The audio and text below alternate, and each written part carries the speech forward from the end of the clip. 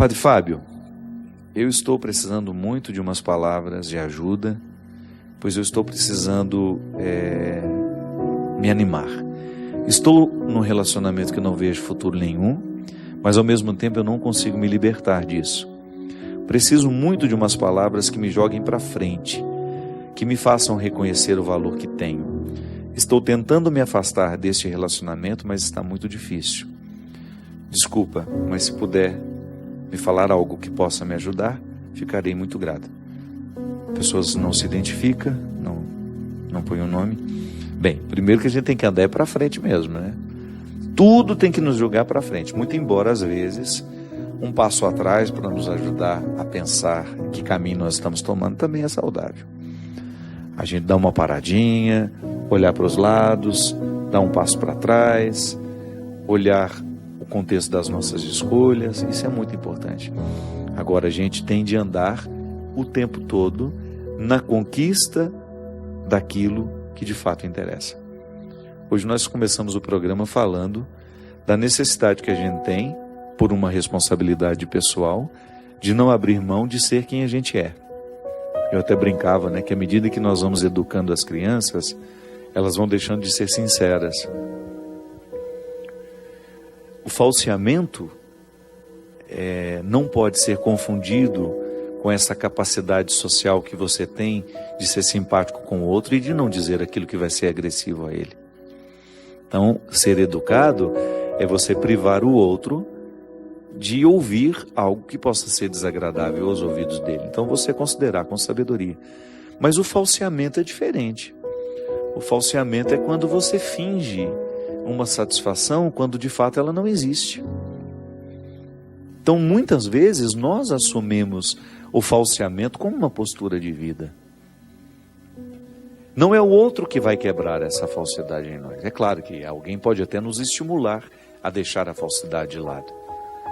Mas é a gente que precisa diariamente fazer essa pergunta.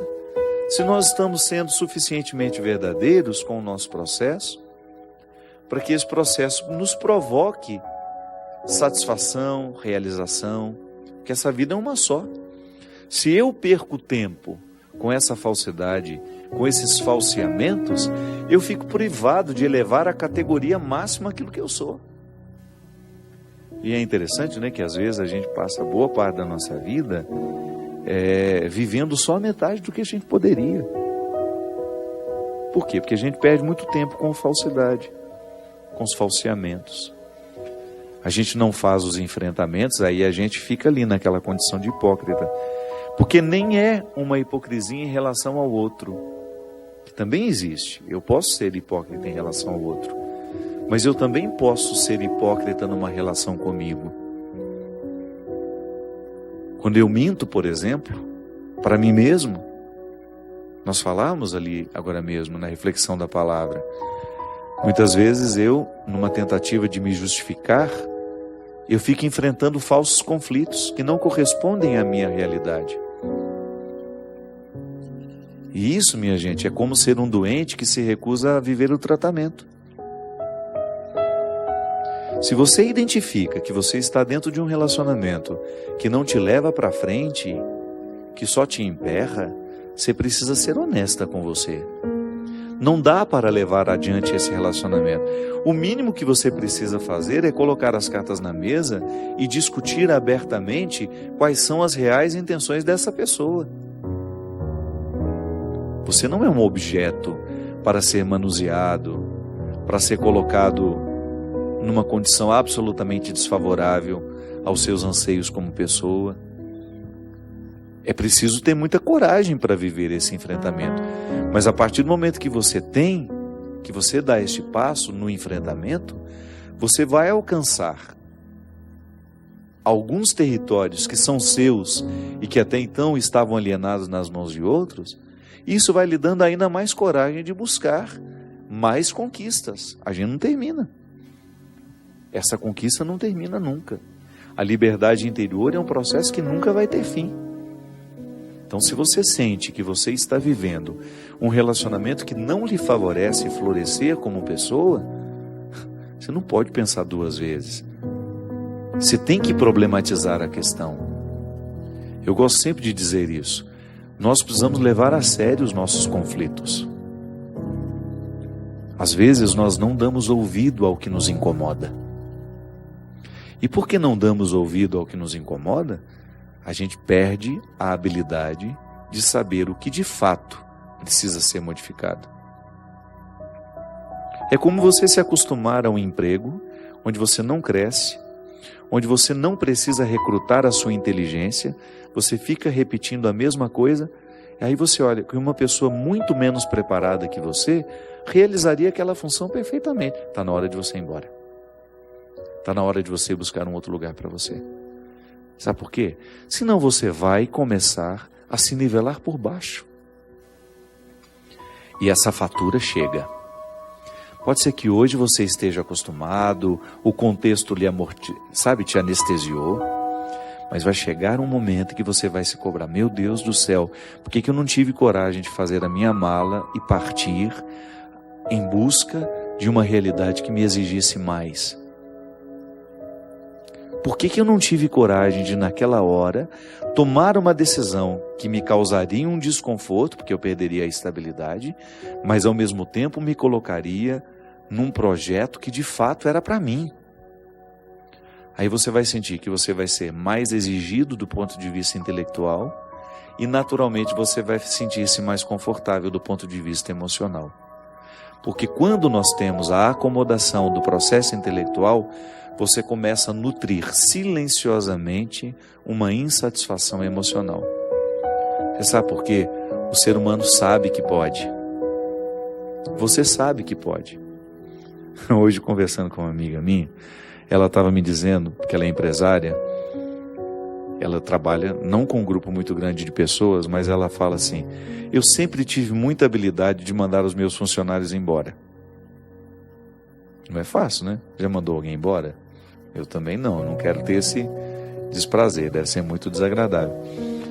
Mas ela disse que quando ela identificava que um funcionário não correspondia mais ao que ela esperava, e que ela certamente teria de enfrentar o dissabor de despedir, ela começava a prestar atenção de maneira especial no que estava desestimulando aquela pessoa.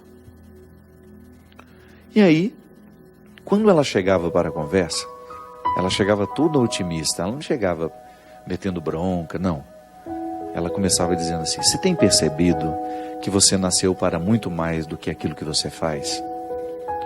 Porque se você não está desempenhando bem o seu papel, não é que você é incapaz, não. É que você não está estimulado. Você pode muito mais. Vá buscar um emprego melhor para você.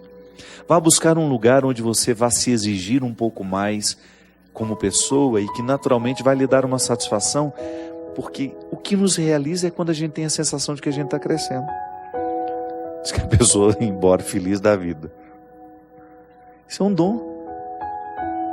É um dom de fazer o outro perceber que ele pode ser mais. Você faz isso com os outros? Você estimula as pessoas a serem mais? Ou você aproveita a acomodação para que elas fiquem escravizadas nos seus interesses? E você? Você é capaz de se desafiar a querer mais para você? Ou você se contentou com o pouco que a vida lhe deu? Não estou dizendo que você será ingrato, que você vai jogar tudo fora, não. Eu estou apenas querendo que você olhe para você do mesmo jeito como Jesus nos olha. Aquela palavra dura, eu volto a dizer, aos fariseus e aos escribas, não é para humilhá-los, é para acordá-los. Nenhuma palavra de Jesus é para humilhar alguém, para que aqueles se sentissem piores do que eles realmente eram.